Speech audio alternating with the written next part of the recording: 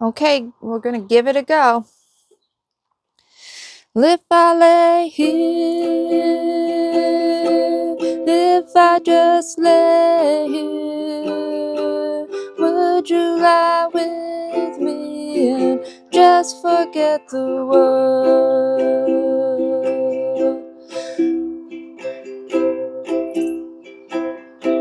Forget what we're told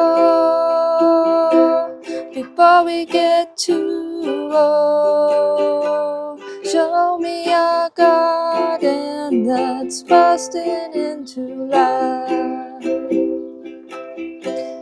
All that I am, all that I ever was here in your perfect eyes. They're all I can see. I don't know where, confused about how as well. Just know that these things will never change for us at all.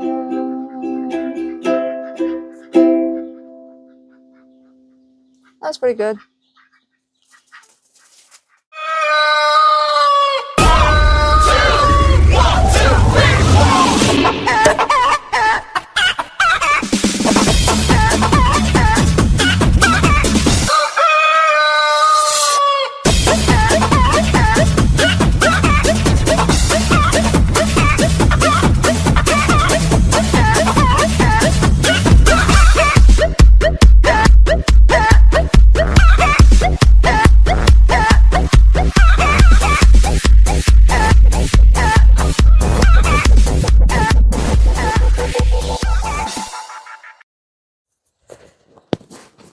Okay, cluck cluck everybody.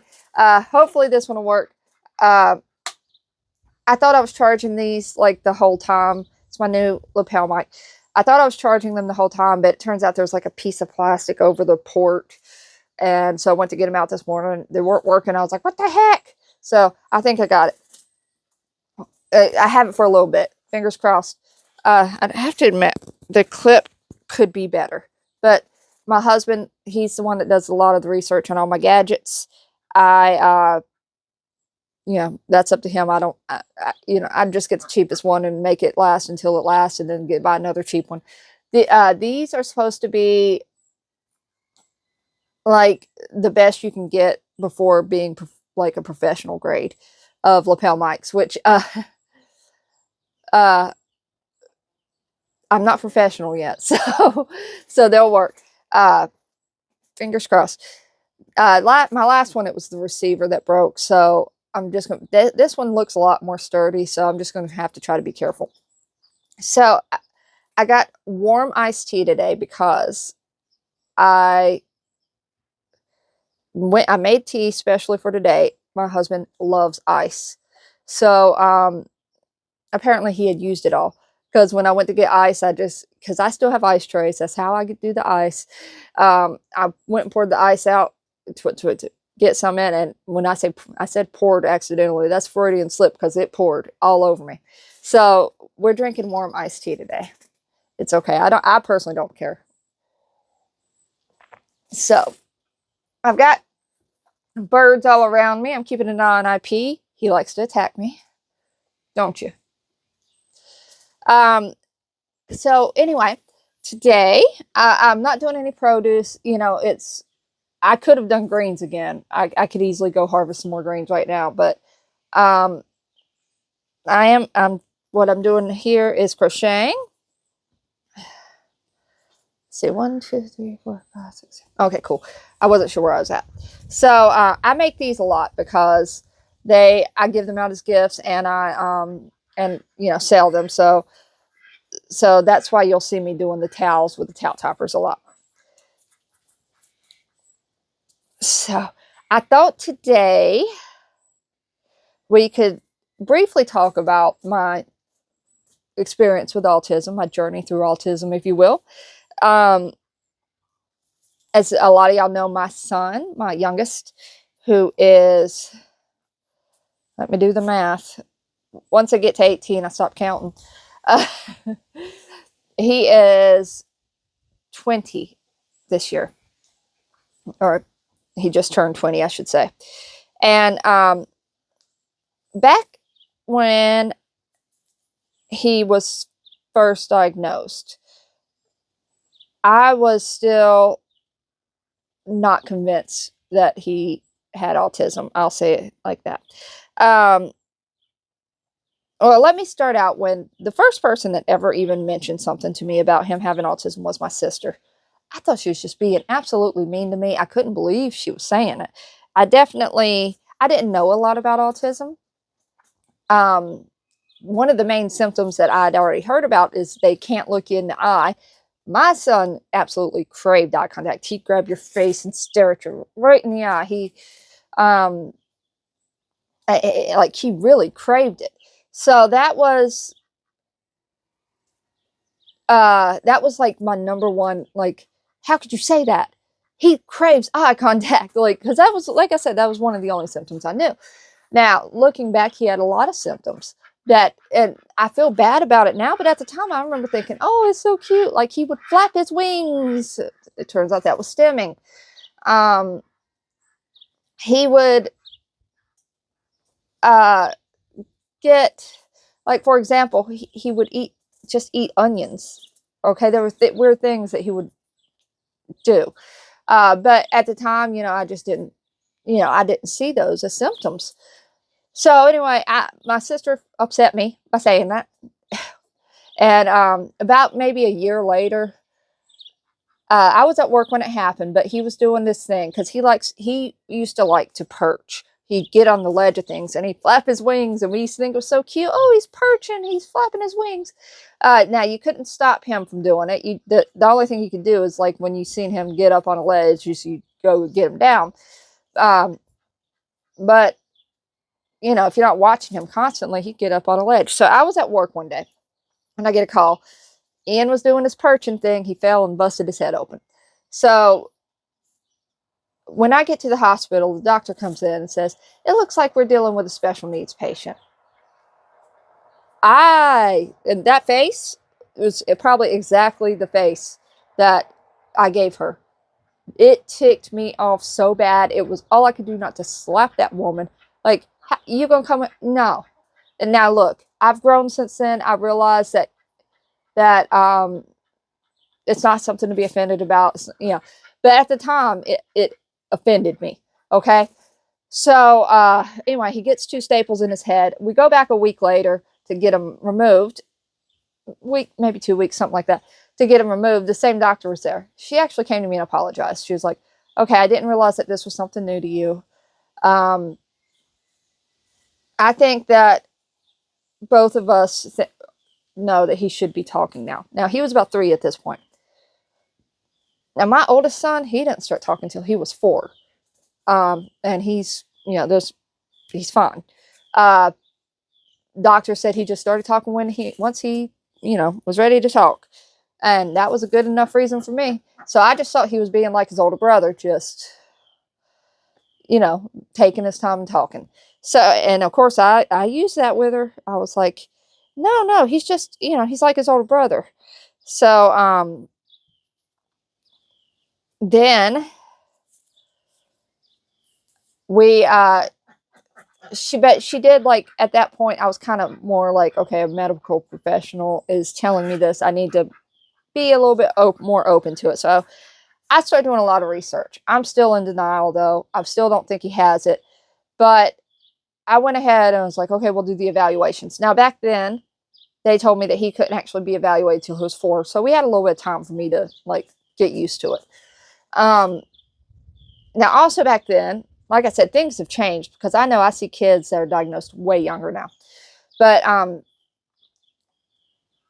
you had back then also, they told me I had to have the neurological and a psychological, both. Most people get the psychological first. It's usually the easiest one, and that was my plan, to do that. So maybe probably not too long after. I can't really wouldn't be able to tell you mind frames. I would say about 9 months, a little bit before he was 4. He had his first seizure. So that, which by the way is like the scariest moment that I've ever in my life.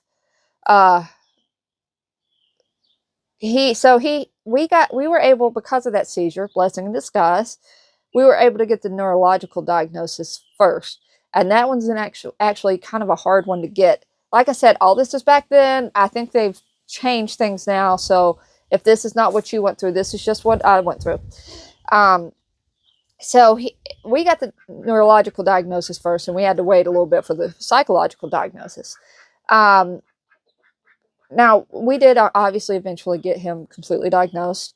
And it probably wasn't until that seizure that I was like, okay, he's, I think he has autism. So then at that point, I just start reading, engulfing myself in everything autism, reading all the books I can find, doing all the research.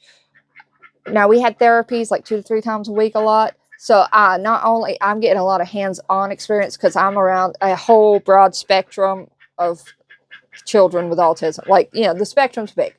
And I'm around a lot of them because of all these therapies. So I'm learning a lot. I can actually, obviously I can't diagnose somebody, but I can kind of tell now. Like even high functioning, I can go, oh, okay. Yeah. So that's in a nutshell my experience with autism.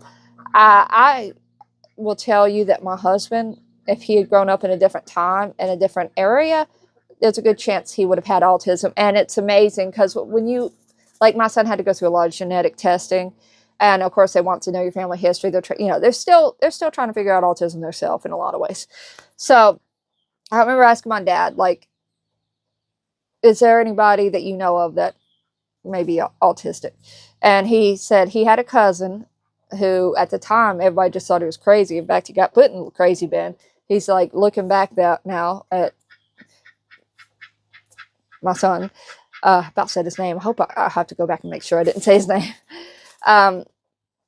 Looking back now at him, I think that he could have been autistic. So that's another thing, is there's a good chance that a lot of us have autism in our family from a while back, and they just didn't diagnose it as that. So it's still a pretty new thing that they're still learning.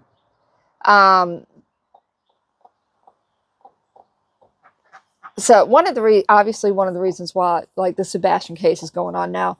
So, I've definitely wanted to tell my journey through autism. And I actually talk to a lot of people about this because in a lot of ways talking to them has helped me in a lot of ways, because like I said, it was really hard for me to accept it. And I hope that I can help other people by to accept it with my story. Now, since then, my niece has been diagnosed, and she's one of those where I pretty much could tell before she was diagnosed.